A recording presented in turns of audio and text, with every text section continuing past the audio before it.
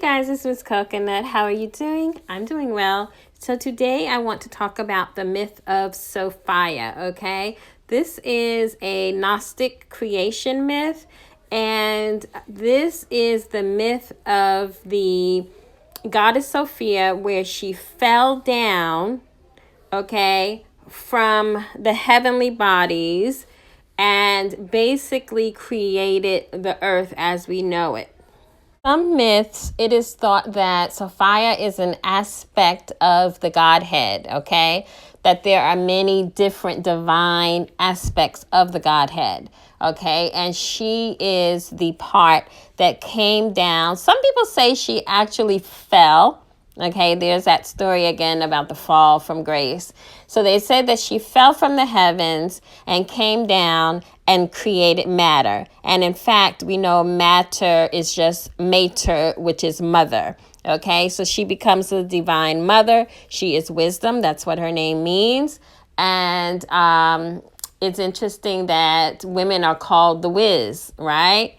So she fell down, and it is also known that the study of philosophy, which is the study of wisdom, is generated from her train of thought. She is what is considered an eon, okay? And there are many others as well. And it is said that when she came down, she created matter as the first mother. Some stories say that it was an abortion, sort of, that she created. Okay, like it was a science experiment. All right. And she came down and settled on the earth, and that is why the earth is known as a living entity, Gaia, living entity, because it is the physical representation of the feminine aspect of the God of creation. This is why a lot of people say that the first beings were women and that women didn't need men to procreate, and that is why you found the Amazons or the Isle of Lesbos with the very famous poet Sappho. All of it is tied into the myth of the mother god. Now, we do know that the divine mother goddess was revered as the God of creation. Some people say this is like the bride of Christ. Some people say it's the twin of Christ. Some people say that this is the female counterpart to God. Okay. Well, however you may look at it, Sophia is known as the divine spark that resides in each human being. So in the Bible, there is an allusion made to the morning star, and it says, "How you are fallen from heaven, O Lucifer, son of the morning, how you are cut down to the ground." Okay, and so a lot of theory speculate that this is in reference to Sophia herself, okay, that this is really Lucifer, the light of creation. Oh, this stuff is so fascinating to me. I know it gets a little convoluted because it's such a heavy topic. So I'm trying to break it down for dummies like me. So I have to read and reread because the scholars, you know, the people that can translate from these ancient languages and tell you the cultural meaning behind a word, you know, they blow my mind that, you know, they're just so genius level.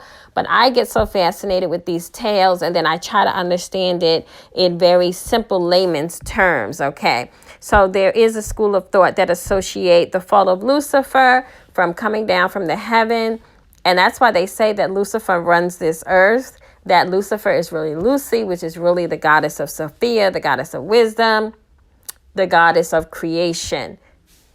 It did not escape me that in the movie Lucy that recently came out, the female lead is like carrying drugs, okay? And they have to take the drugs out of her abdomen. And at some point, she thinks she's pregnant.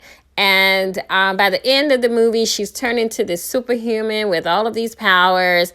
And she disintegrates into a black mass. And that is the mass of creative power. A lot of times when they talk about the black matter that really holds up this substance that we call earth, that is the same creative power, it is said, that was used for creation.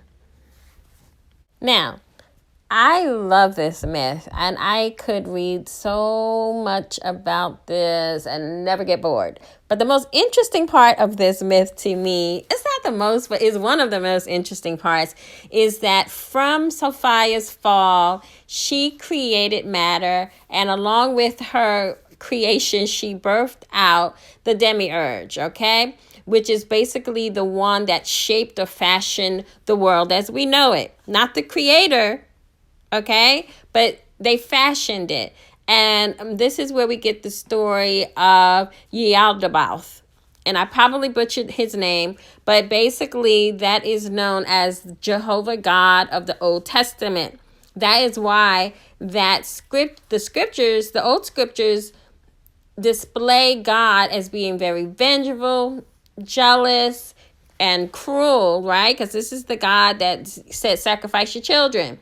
Okay, this was the God of chaos. All right, and so it is attributed to Yaldabaoth that the world was plunged into this hell-like quality. So with the birth of the son of Sophia, it was likened to an abortion. I think I said that earlier. It was likened to an abortion because she basically had a creation all on her own without her male counterpart. So it was looked at as a anomaly or something likened to an abortion that should have never even been birthed, okay? And so without the partnership of her heavenly partner or the consent of the Godhead, she birthed a product of rebellion and profane desire. Okay, and that the Demiurge was actually another, I don't know if it's another, but an androgynous being.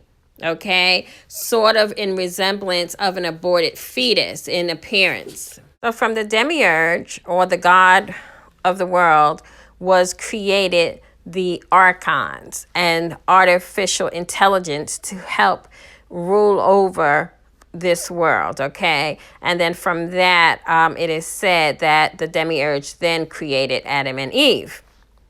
So why do you think Sophia did it? If she was in this lofty position, she was part of the Godhead, what would consume her with so much passion that she would want to come to this world, create a world? Because they said this is a dream that we're living in. It's a simulation. Well, whose dream? It's Sophia's dream. So why did she feel the need to have this dream and have these subjects rule and run over the lesser beings? You know, why do you think that is? Myths is always said that the creator always wants to know its creation through the full expression of said creation by becoming the creation, if that makes sense. Okay, but now what is not so funny to me is the fact that they give us this story about how creator Sophia was one with God, and she is wisdom, she is beauty, and she is all things wonderful. But then they'd say, but she made a mistake, she fell from grace, she created an aborted fetus. She's responsible for the evil world. What does that sound like to y'all? They've been blaming women for everything since the beginning of time. Anyway, this is a wonderful story that I've fallen in love with. And like I said, this subject is so deep and it lends itself so many questions. And as usual with these videos, I don't really give my opinion. And this is way above my pay grade, but I love to bring these type of stories to you to make you think, to make you research, okay? And I want to hear what you think about the myth of Sophia, okay? She is a subject or a story of contradictions for sure, right? Because they're saying she was created, but she's the creator. She's the teacher, but she wanted to be taught. She has a divine presence within her, and she gave that divine spark to humanity. But at the same time, she's responsible for the madness over the earth. Isn't it just mind-blowing, this whole subject and story? Anywho, in the Song of Solomon, at some point, it is said, by those who love her, she is readily seen and found by those who look for her. In every thought of theirs, she comes to meet them. It is said that this is written about the god Sophia. Let me know what you think.